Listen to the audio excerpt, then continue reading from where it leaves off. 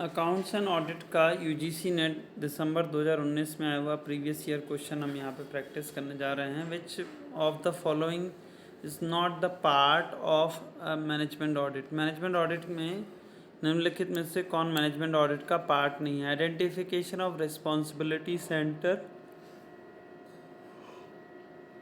उत्तरदायित्व केंद्रों का निर्धारण करना कि फला फला जगहें पर उत्तरदायित्व का कार्य है। Review of performance of each responsibility centre, हर एक उत्तरदायित्व संभालने लायक जगह के का रिव्यू करना। Review the organisational structure. और लास्ट है investigation of depreciation method and its application of fixed asset in the company. Depreciation का जो मेथड है उसका एनालिसिस मैनेजमेंट ऑडिट में किया जाता है क्या? तो जवाब है नहीं, D is not the part of management audit. दूसरा क्वेश्चन भी हम यूजीसी नेट दिसंबर 2019 का ही प्रैक्टिस करते हैं। Company raises 1 lakh by issuing the 1000 10% debenture of 100 each. 1 lakh रुपए 10% डिवेंचर वाले इशू करती है और 2% रिडीमेबल रहते हैं after 10 years. If the corporate tax rate is 40%, find out the cost of capital. तो 40% जहाँ पर छूट मिल जाती है तो 10% डिवेंचर का वेटेज केवल 6% वेटेज के हिसाब से रह जाता है।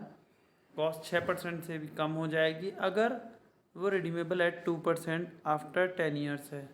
तो 2% और कम कर देंगे 6% में, यानी कि 100 रुपये में 2% और कम करेंगे तो लौटाना केवल 98 रुपये पड़ेगा।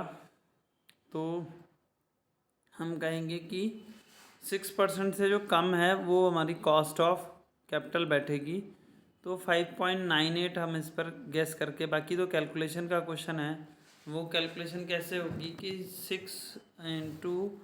6 प्लस 2/10 अपॉन 99, यानी कि 100 प्लस 98/2 99 से निकलेगा। तो आंसर 5.58 नहीं है तो 5. एक मिनट, सॉरी 6 माइनस हो जाएगा तो 6.18 हो जाएगी। चलिए ठीक है, अभी आप इसको प्रैक्टिस भी कर सकते हैं। नेक्स्ट है सूची में UGC NET accounting and auditing का क्वेश्चन है जो यूजीसी नेट दिसंबर 2019 में आया हुआ है। क्वालिफाइड रिपोर्ट और लिस्ट 1 को लिस्ट 2 में मैच करना है। यहाँ पर क्वालिफाइड रिपोर्ट कौन देता है? तो ऑडिटर देता है। ऑडिटर का राइट है कि ऑडिटर की ड्यूटी है कि ऑडिटर की रिपोर्ट है या ऑडिटर की लाइबिलिटी है, क्या है? Examination the valuation of disclosure, ये क्या है? अथॉरिटी है, ड्यूटी है, राइट है, रिपोर्ट है। एक्सेस रिकॉर्ड है। Mini statement prospectus in the companies issue of capital, वो ऑडिटर रिपोर्ट होता है। Access of record of the company and its subsidiary, ये ऑडिटर का राइट होता है। तो 4 और 3 हो गया। एग्जामिनेशन, वैल्यूएशन और डिस्क्लोज़र, ये ऑडिटर की लाइबिलिटी होती है और सॉरी ड्यूटी होती है। और सेकंड हो गया क्वालिफाइड रिपोर्ट, तो ये ऑडिटर की लाइबिलिटी। तो 2143 आंसर इसका हो जाएगा। ये नहीं निकल रहा है।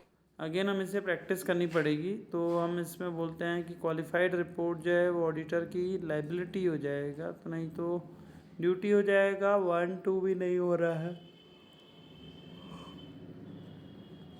तो 3 हो जाएगा रिपोर्ट, ड्यूटी हो जाएगा 1 और लाइबिलिटी हो जाएगी रिकॉर्ड एंड इट्स सब्सिडरी, नहीं वो हो जाएगा ऑडिटर का राइट 4। तो सी में 4 जो है 2 जगह है, तो फिर 3 1 4 2 चेक करते हैं इसको और ये करेक्ट आंसर है। इंडिविजुअल हु इज़ अकाउंटेंट, तो इनमें से कौन अप्रोप्रिएट है ऑडिटर बनने के लिए? इंडिविजुअल जो सीए का पार्ट हो।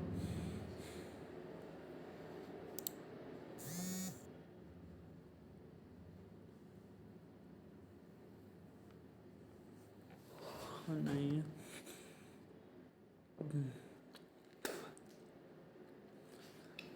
एक और क्वेश्चन यहाँ पर हम अकाउंटिंग एंड ऑडिटिंग का जो यूजीसी नेट दिसंबर 2019 में आया है, Indian accounting standard some assertion reasoning based है। Indian accounting standard contains some carve outs for the convergence of IFRS with some changes applied in India. Financial statement prepared in India and Indian accounting standard will not be IFRS compliant. तो are गलत है, ए सही है इसका answer. तो are false, a true. तो इसमें लगा दिया, नहीं तो are false, a true, are and are, but are is not true.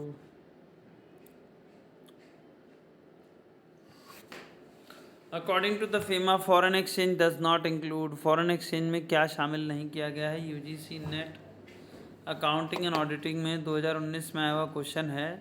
तो इसमें deposit payable in foreign currency है, draft and bank outside India payable in foreign currency है, travellers cheque drawn by the institute outside India but payable in Indian currency है, bills payable drawn Indian currency but payable in any foreign exchange.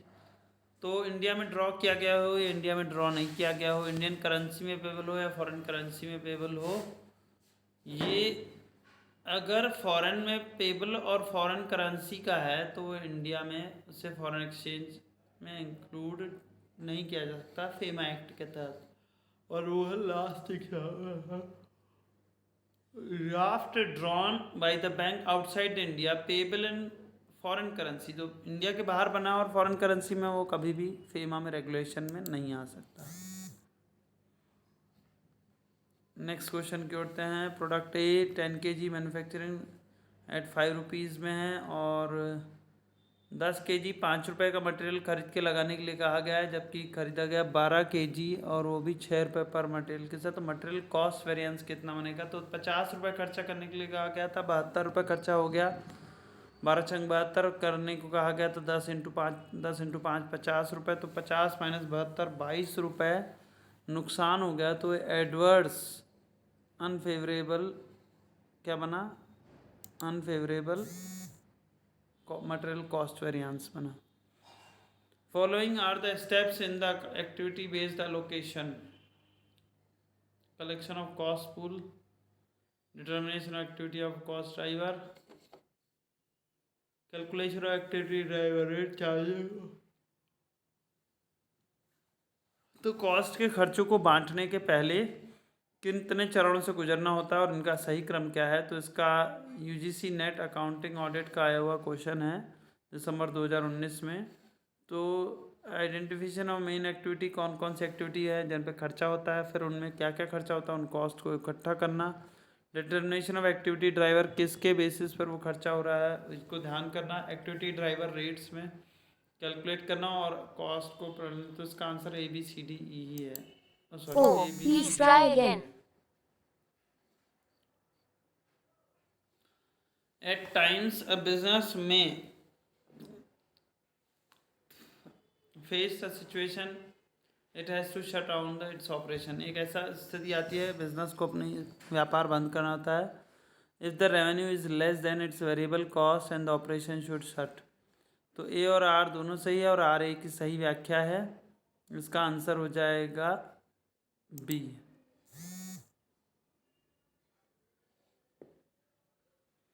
यहाँ पर आते हैं UGC NET का second unit accounting and auditing का 2019 में आया हुआ इम्पोर्टेंट क्वेश्चन है। Ind AS 16, Ind AS 32, Ind AS 38 और इंड AS 12 है। इंडियन AS को रटना पड़ेगा और उसे याद करके आपको टिक करना पड़ेगा। ये मुझे रटा हुआ नहीं है, आपको रटना पड़ेगा। इंटेंजिबल एसेट का AS जो है मैं AS 17 मानता हूँ, तो C का थर्ड कहीं नहीं लिखा है, जो D में थर्ड हो सकता था, तो इसमें हमने D सेलेक्ट कर दिया। गलत हुआ। तो B और C में से कुछ एक है, तो B सही आंसर है। इसे आप याद कर लेंगे और रट लेंगे और बार बार इसे प्रैक्टिस से दोहराएंगे। ठीक है, तो 5 क्वेश्चन सही हैं हमारे इसमें और 5 गलत हैं। इनको हम देखना चाहते हैं तो हम यहाँ से भी देख सकते हैं, और अगर आपको रिपोर्ट करना है तो रिपोर्ट कर सकते हैं। आप इसे डेटाबेस में कौन से क्वेश्चन गलत हुए, कौन से सही हुए, किन को दोबारा प्रैक्टिस करने लायक है, अकाउंट्स एंड ऑडिट की यूनिट में जाएंगे और आप देखेंगे कि पहला सही था, दूसरा गलत हो गया, हमारा तीसरा आंसर गलत हो गया। तीसरे को प्रैक्टिस करना है, इसमें हमें कमेटी के नाम याद करने थे और रिपोर्ट, ऑडिट रिपोर्ट के बारे में समझना है। ये वाला सही हो गया हमारे पास। और यहाँ पर एक्टिविटी कॉस्ट पूल में हमने सी टिक करना था और भूल से डी टिक हो गया।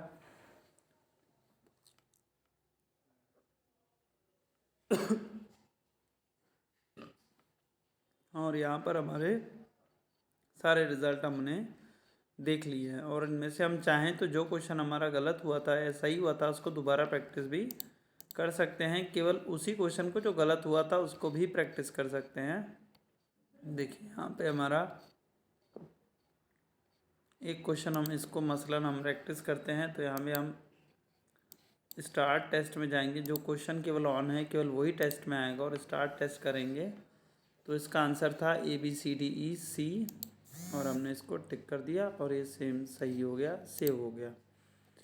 और इस तरह से हम प्रीवियस ईयर क्वेश्चन को केवल, और इसमें UGC नेट JRF में हमारे पास 10 यूनिट है, उसमें 250-300 क्वेश्चन हर यूनिट में है। 3000 से अधिक क्वेश्चन है जो प्रीवियस ईयर आए में हैं। उन्हीं को रट के आप उनसे जुड़ी हुई चीज़ों को पढ़ के आप इस एग्ज़ाम को आसानी से क्वालिफाई कर सकते हैं। और इसे आप डाउनलोड कर सकते हैं। ऐप को रटले ऐप का नाम है, जो आपको प्ले स्टोर में रटले टाइप करके, आप जैसे ही रटले टाइप करेंगे आपको मिल जाएगी RATLE और इंस्टॉल कर सकते हैं। UGC net, UP TGT PGT के भी इसमें 5000 से अधिक क्वेश्चन हैं जिन्हें हम बार बार प्रैक्टिस करके और अपनी एग्ज़ाम को क्रैक कर सकते हैं। Thank you very much.